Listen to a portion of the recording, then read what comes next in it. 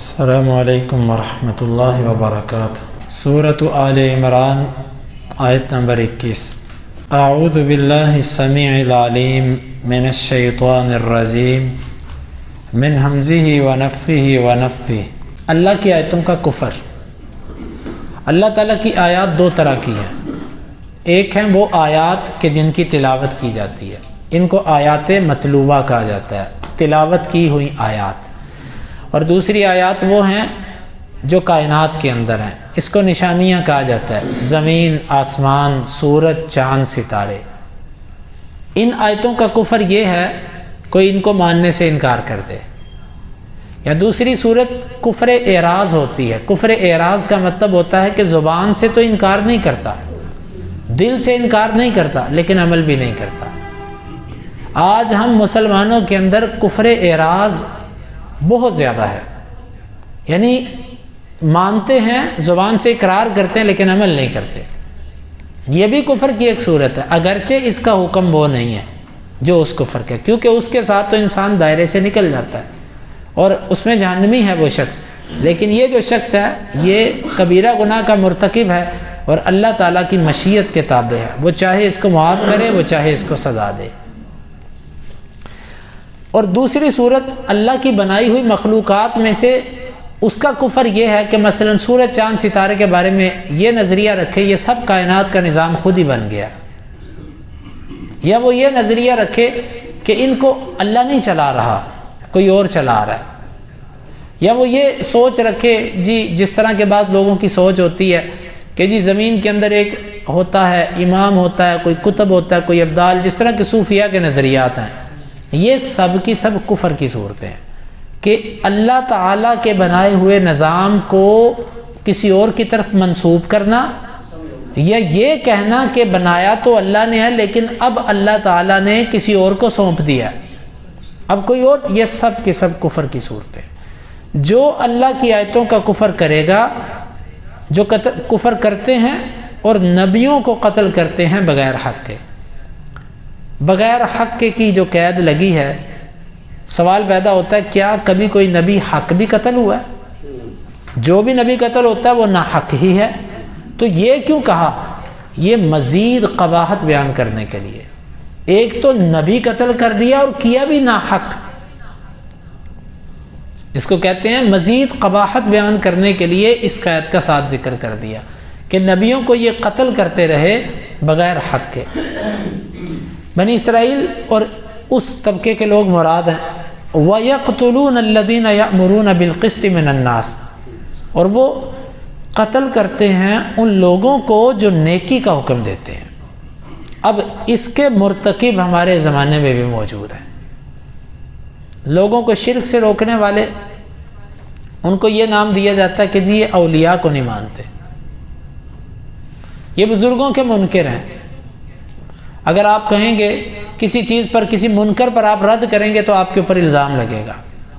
اگر آپ کہیں گے کہ اللہ کے نبی صلی اللہ علیہ وسلم کا جو مرتبہ ہے آپ کو آپ کے مرتبے پر رہنے دو، اللہ کے مرتبے پر نہ لے کر جاؤ، تو آپ کو کہیں گے یہ نبی کو نہیں مانتے، نبی کی توہین کرتے ہیں۔ آپ بزرگوں کے بارے میں کہیں گے کہ یار ان کو ماننے کا مطلب ہے ان کی جیسی زندگی گزارو، نیک اعمال کرو، یہ مطلب تھوڑی ہے کہ تم انہی کو پوجنا شروع کر دو، آپ کو کہیں گے یہ بزرگوں کو نہیں مانتا۔ اور اگر آپ یہ کہیں گے کہ بھئی اماموں میں سے جو 4 امام مشہور ہیں فقہی، امام مالک ہیں، امام شافعی ہیں، ابو حنیفہ ہیں، احمد بن حنبل ہیں رحمہم اللہ، ان سب کے ساتھ محبت کرو، ان سب کے وہ اقوال جو کتاب و سنت کے مطابق ہے اسے لو، لیکن اگر کہیں بشری تقاضے کی بنیاد پہ ان سے غلطی ہو جائے تو اس پر ضد نہیں کرو۔ یہ سب چراغ تھے، سب چراغوں سے روشنی لو، لیکن تعصب کی فضا قائم مت کرو، تو آپ کو کہیں گے یہ اماموں کو نہیں مانتا۔ آپ معاشرے میں کر کے دیکھ لیں اس کے اوپر واز، آپ کسی کو کوئی بدعت کر رہا ہے، آپ اس کو کہو بھئی تم یہ نہ کرو، وہ آپ کو سنت کے منکر قرار دے دے گا، تم تو یہ عمل نہیں۔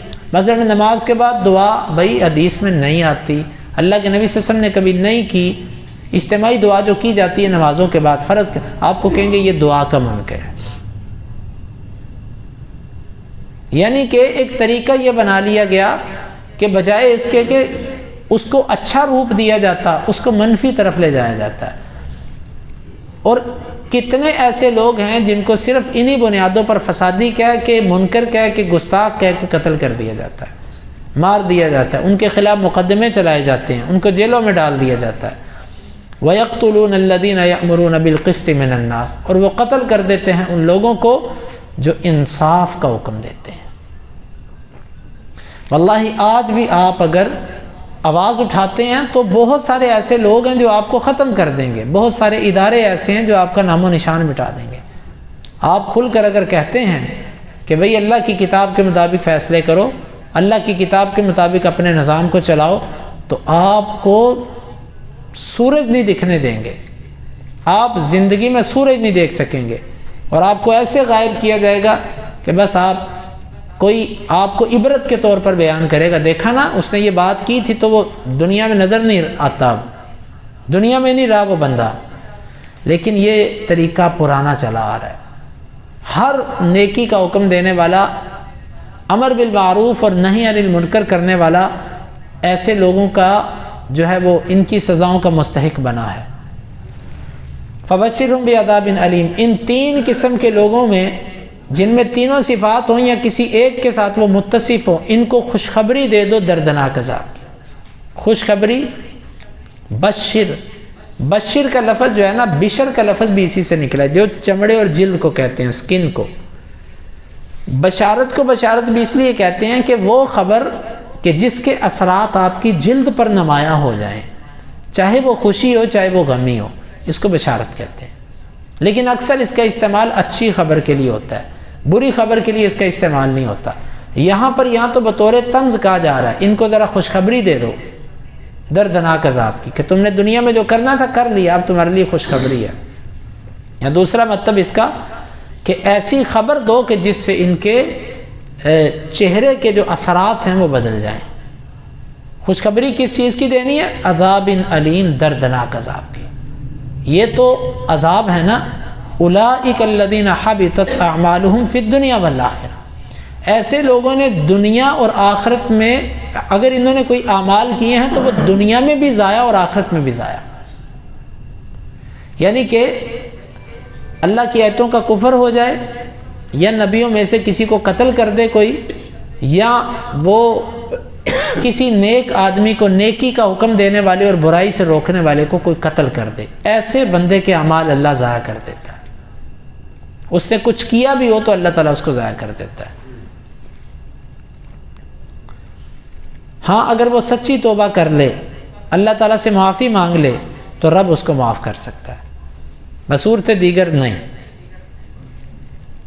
وَمَا لَهُم مِّن نَاصِرِينَ، اور عمل تو ان کے ضائع ہوں گے اور ان کے لیے کوئی کسی قسم کا مددگار نہیں ہوگا۔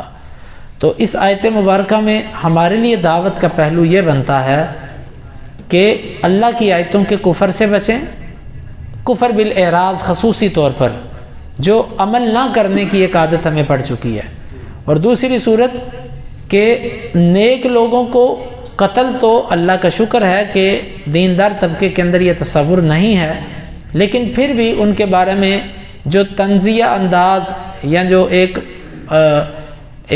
سینے میں ان کے بارے میں ایک تنگی رکھی جاتی ہے، اس کو ہم اپنے میں تبدیل کریں، کیونکہ جو ہمیشہ آپ کی نوکا ٹوکی کرنے والا بندہ ہے وہ کسی کو اچھا نہیں لگے گا۔ جس طرح کہ حسن بصری رحمہ اللہ کہا کرتے تھے کہ رحم اللہ عمر ما ترک الحق له صدیقہ، اللہ عمر پہ رحم کرے، اس کی سچ گوئی نے اس کے دوست چھوڑے ہی نہیں تھے۔ حق کی وجہ سے وہ کسی کی رعایت کرتے ہی نہیں تھے۔ تو بہرحال اللہ رب العالمین سے دعا ہے کہ اللہ تعالیٰ اس آیت مبارکہ کو سمجھنے کی اور اس کے تقاضوں کو پورا کرنے کی توفیق عطا فرمائے۔